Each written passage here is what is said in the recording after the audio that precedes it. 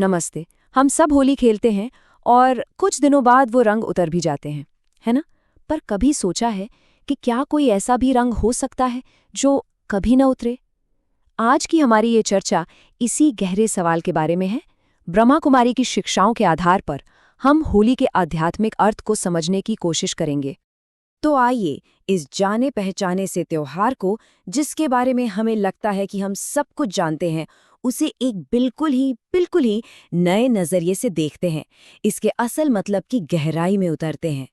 इसकी शुरुआत ही एक बहुत ही दिलचस्प, कह सकते हैं एक मेटाफर से होती है। एक ऐसे रंग की बात की गई है जो बाजार में मिलने वाले किसी भी रंग या गुलाल से कहीं ज्यादा गहरा है, कहीं ज्यादा महत्वपूर्ण है। देखिए, ये कोई फिजिकल रंग नहीं है, बल्कि ये परमात्मा के साथ जुड़े होने की एक आध्यात्मिक स्थिति है। एक ऐसा रंग जो कभी नहीं मिटता, कभी नहीं। ये अविनाशी है। जरा सोचकर देखिए, होली के रंग तो बस एक बार पानी से धोने पर धुल जाते हैं, है ना? लेकिन ये जो दिव्य संबंध है, ये कभी नहीं मिटता। और ये इतना पावरफुल है कि ये आत्मा के मूल स्वभाव को ही बदल देता है, उसे अपवित्र से पवित्र बना देता है।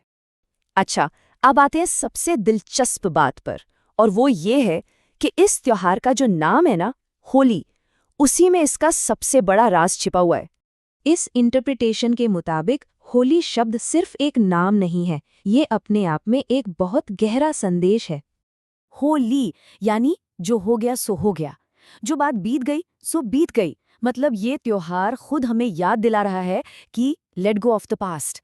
अपनी पुरानी आदतें, अपने पुराने विचार, जो दुख गुजर चुके हैं, उन सबको पीछे छोड़ दो।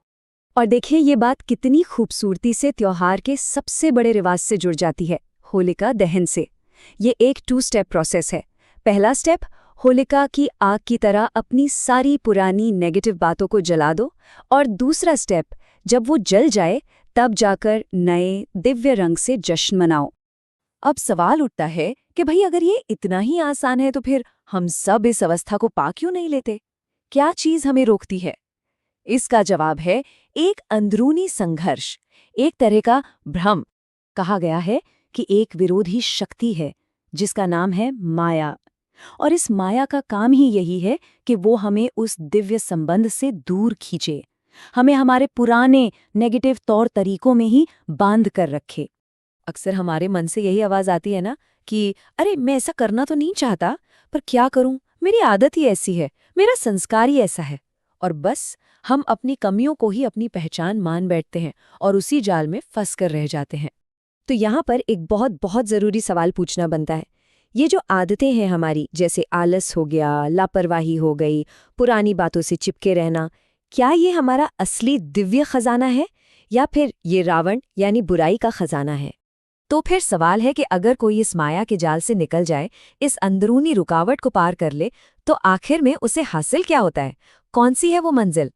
लक्ष्य है संपूर्ण पवित्रता की अवस्था। एक ऐसी स्टेट जहां सिर्फ आत्मा ही नहीं, बल्कि हमारे काम, हमारे कर्म भी पवित्र हो जाते हैं। और कहा गया है कि इसी अवस्था से सारी पॉजिटिव फीलिंग्स जन्म लेती हैं।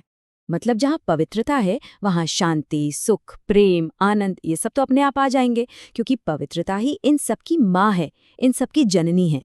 अब इस पवित्र स्टेट को बनाए रखने के लिए और जिंदगी में सही फैसले लेने के लिए एक बहुत ही प्रैक्टिकल तरीका बताया गया है, और वो है त्रिकालदर्शी बनना। तो अंत में यह एक सवाल हमारे सोचने के लिए रह जाता है कि आज इस पल में सबसे सही और सबसे बुद्धिमान फैसला लेने के लिए हमारा अपना अतीत, हमारा वर्तमान और हमारा भविष्य हमें क्या सिखाते हैं। इसी विचार के साथ आज की ये चर्चा यहीं समाप्त करते हैं। नमस्ते।